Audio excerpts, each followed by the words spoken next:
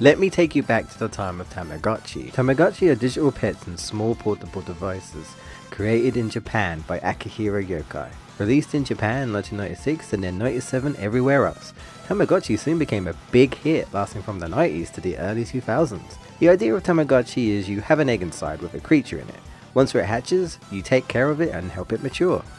We would later see this idea integrated into video games, but it would also set out the ground for one of Bandai's most successful franchises, Digimon.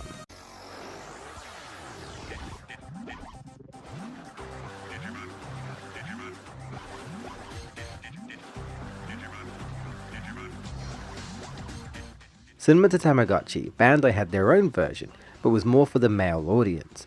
Not only did you raise your Digimon, you could digivolve them, similar to evolving in Pokemon, and could connect with your friends and battle with them.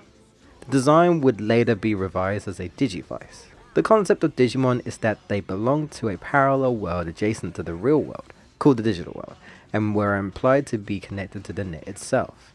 That was the basis for the anime series, where a bunch of kids were transferred over the net to the digital world. There they would meet their partner Digimon and together would defend the digital world. The franchise would make itself known with the first season of the anime and Digimon World for the PlayStation 1 coming out around the same time. I love this game. I had this and coming home to watch the anime series of Digimon World. It soon became one of my favorite franchises and one of my favorite PS1 games. So with that said, got the Japanese anniversary of the day of this recording, so why don't we look at Digimon World for the PlayStation 1. Let's do it.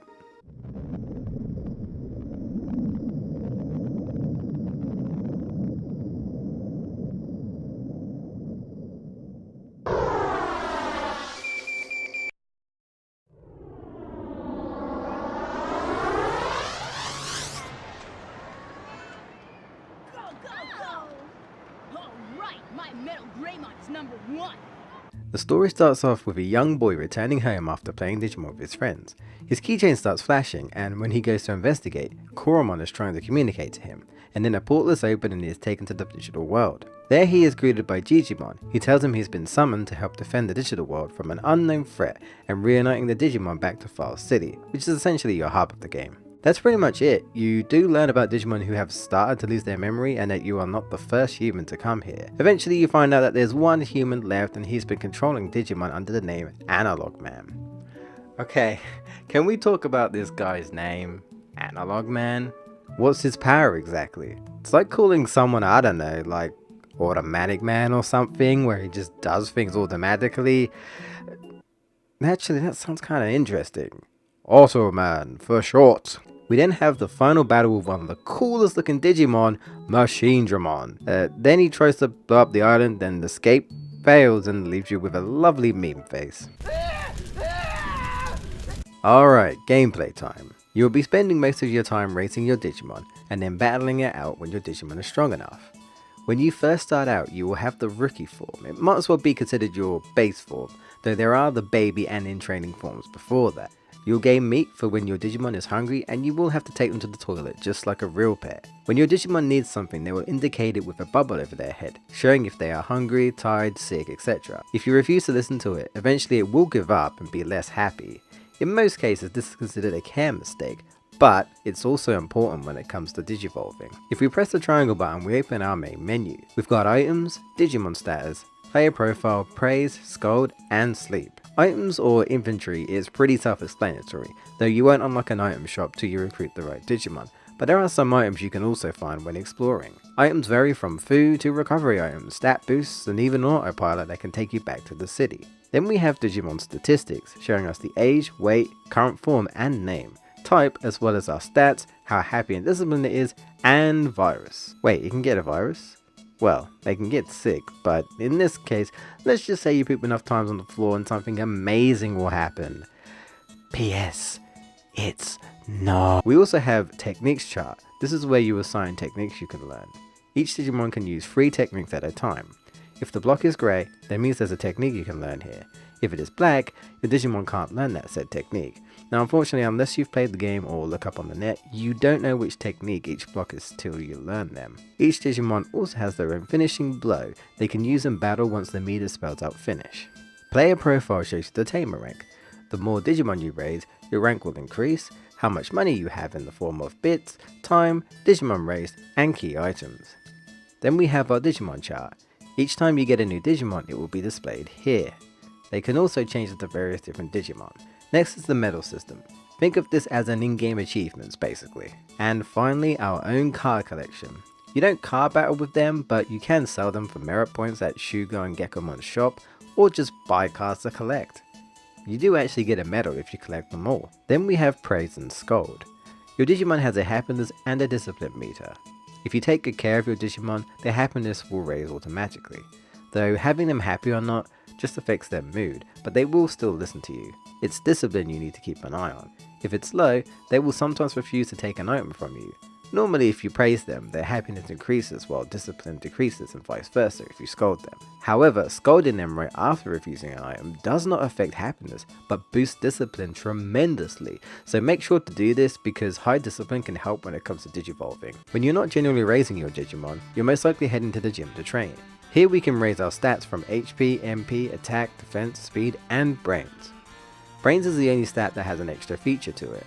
It gives you more commands in battle, but there's also a chance of you learning a technique. Your Digimon will get tired if you train too long though, so you do have to rest. Usually at the clinic when you recruit Sentaramon. Though I tend to train at the Green Gym, there are actually various gyms throughout the digital world, and some boost stats even more. After the day is done, your Digimon will need to sleep and you can also save your game. Time passes quickly in the game, and training each time will put you ahead an hour, as well as resting.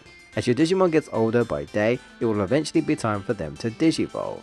Depending on your stats, care mistakes, weight, your Digimon will change into a more powerful form, just like Pokemon. There's also bonus conditions such as having high discipline or battling a number of times, and even if you don't get all the right stats, they may still digivolve if you have the bonus conditions. Digimon forms start from Baby, In Training, Rookie, Champion, and finally Ultimate. They would later add a new form called Mega. All forms will always digivolve besides Ultimate, and if it's a champion, you have a chance to obtain Ultimate, but no guarantee. If you don't hit the requirements in time, your Digimon will die of old age as a champion. Then they get reincarnated back to an egg, and you start raising it all over again. An Ultimate is nice to have, but the game can be beaten with a strong champion. When you're done training, it's time to explore the digital world. Despite its size, there's a lot of different areas to explore, from the mountain area to the jungle. I personally like Friesland and Ancient Dino region. If you are ever lost on where to go, Digimon in the city will help guide you. Most of the time you will have to fight to recruit Digimon, but sometimes you just talk to them or complete a challenge. Yeah, Digimon actually talk in this, unlike Pokemon. Also, why does calling your Digimon God fit so perfectly? Is this God? God, I need your help. Alright God. Get Beamon. It seems God has passed away. This game is great. Now we get into the meat of things, battling with your Digimon. Unlike turn-based RPGs, this is more like an action-based system. You command your Digimon as they fight for you like Pokemon. To start off, you will only get your call and run away. But if you increase your brains, you gain more commands like attack, moderate, and eventually commanding them the technique you want them to use, since usually they will choose one of the three. If the word finished is spelled out, that's when you can unleash your special move for extra damage. In most cases it can't be interrupted, but if your Digimon tries to use it as your opponent's attacking, it will stop. There's also a chance your Digimon could learn a new technique at the end of battle, if they are of similar type. The enemy has to use the technique for a chance to learn it, but it's not guaranteed. Definitely one of the downsides of this game is how RNG learning techniques are. You could learn it almost immediately, or 20 battles later you finally get it. Your enemy may sometimes drop an item as well. Once you start recruiting Digimon, that's when the city starts to look like an actual city, and various things will open, like item shops, restaurant, and fast travel. Each time you recruit a Digimon, it adds prosperity points. You only need 50 or more to unlock the final dungeon and face Analog Man. The battles can be a challenge, but it only gets tricky during the final dungeon. They throw a few bosses one after another with an optional one just sitting there, but at least you can leave to recover after each boss fight. For the main story, beating Machinedramon is the goal here. However, there is post-game. Melmomimon will ask for your help again because apparently Analog Man has returned. This is where one of the areas will change into Back Dimension. It looks a lot like the final area, Mount Infinity. At the end you do indeed see Analog Man and Machinedramon, and then he just disappears and you fight Machinedramon stronger than ever. It's unexplained what happened to Analog Man here, but the game states it as some sort of curse. It seems Digimon are affected by the curse and they turn into Machinedramon, a later plot point used in Digimon World Next Order. Every now and again Digimon will mention that Analog Man has returned, so you can do this any number of times. Also, if you want to finish off any recruitments that you didn't do before, you can do now, though it is possible to do all of it before fighting Machinedramon. Honestly, I'm making this game more complicated than it actually is, but you do get used to it. Shoutouts to the user Sidamontag for his Digimon Evolution tool. It has all the required info on what Digimon digivolves to, makes it a lot easier to aim for what you want. Also, Sid, I probably butchered your name, I'm sorry.